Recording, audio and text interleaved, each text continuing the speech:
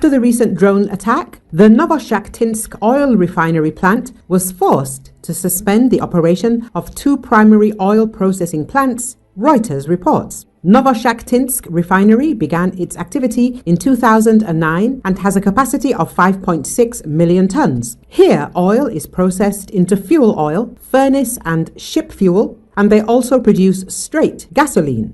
Recall on the night of December the 19th, a Ukrainian drone attacked the Novoshakhtinsk oil plant located 100 kilometers from Rostov-on-Don.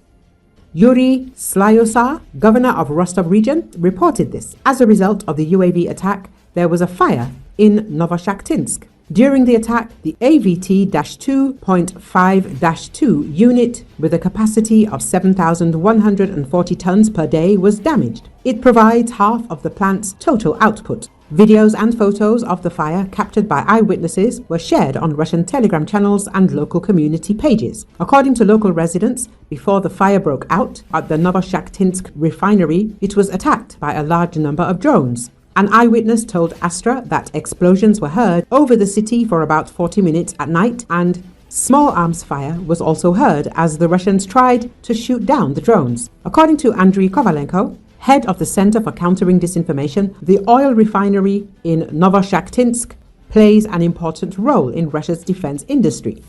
Diesel fuel and jet fuel are critical resources for military equipment, tanks, armored vehicles, and aviation. The plant supplies these types of fuel to the Russian army, Kovalenko explained. At the same time, the plant's proximity to the Ukrainian border makes it strategically important for the enemy in terms of logistics. Lubricants, fuel additives, and other products manufactured by the plant can be used both in the civilian sector and in military production, he added, noting that this makes the refinery a military target. It should be noted that this is not the first attack on this oil refinery. Due to regular attacks, the company periodically suspends its work, which negatively affects the production of petroleum products. Ukraine regularly carries out drone attacks on oil refineries in the Russian Federation. These actions are aimed at weakening Russia's military infrastructure. Attacks on Russian refineries also affect the domestic fuel market in Russia, leading to rising prices and a reduction in oil product exports.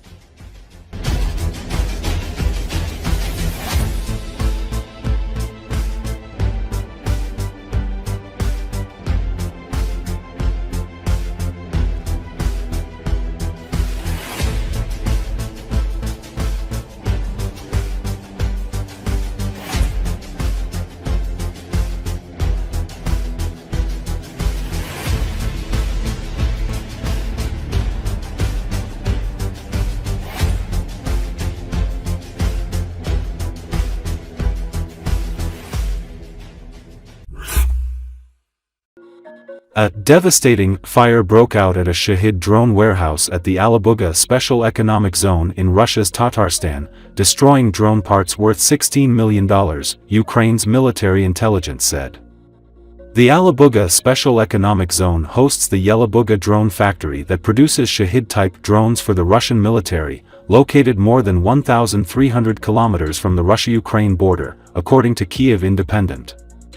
According to Ukraine's military intelligence, the affected warehouse stored 65 drone attack fuselages, as well as engines, navigation systems, and thermal imaging cameras for the production of 400 Shahid-type drones. Everything burned down, the agency said without explicitly claiming responsibility for the mysterious, devastating fire. Ukrainian intelligence agencies have been previously linked to a number of assassinations and sabotage operations deep in the Russian rear during the full-scale war. Ukraine's military intelligence reminds that there will be fair retribution for every war crime committed against the Ukrainian people, the intelligence agency said in a statement. Local authorities did not report any fire or similar incident in the Alabuga zone overnight on December 23. Drones struck Kazan, Tatarstan's regional center, on the morning of December 21, damaging several buildings but reportedly inflicting no casualties. The Yelabuga drone factory was launched in July 2023, aiming to produce not only Russian equivalents of Iranian-made Shahid drones but also the Albatross reconnaissance drones. Russia regularly employs Shahids and its domestic-made variants like Garin for strikes against Ukrainian cities and infrastructure.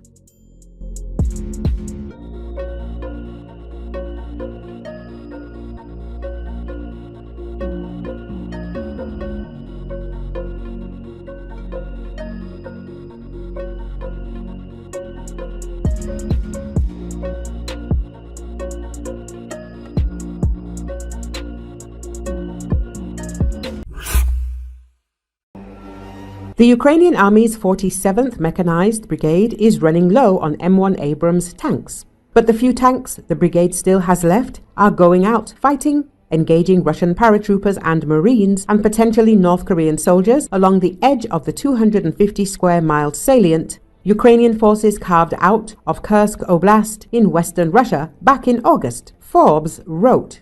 They are performing quite well, Ukrainian war correspondent Andriy Saplienko said on the 47th Mechanized Brigade's dozen or so surviving Abrams. Ukrainian crews have praised the M1's thick protection and accurate fire controls, according to Forbes. The publication notes that it's hard to say whether the 2010s vintage tanks have clashed with any of the thousands of North Korean troops who recently reinforced the Russians in and around Kursk. The tankers are not 100% sure whether the North Koreans were among the enemy units they destroyed.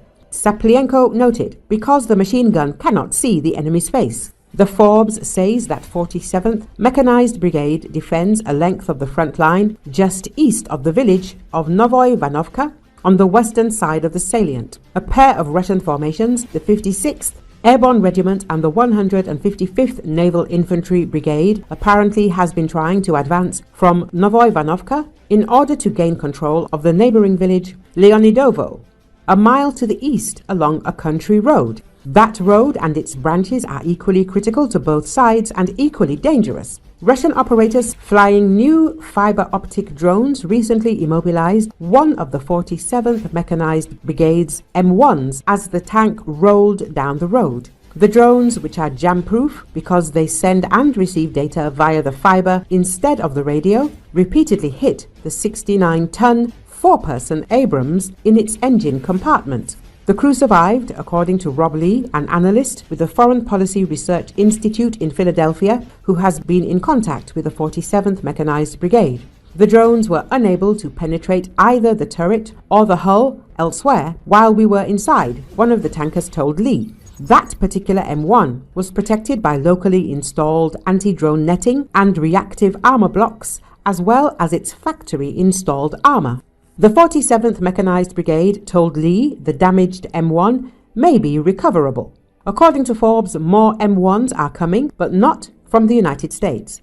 Australia pledged 49 surplus M1s back in October. That's more than enough fresh Abrams to restore the 47th Mechanized Brigade's tank battalion because back to its full strength of 31 tanks, while also equipping a second battalion.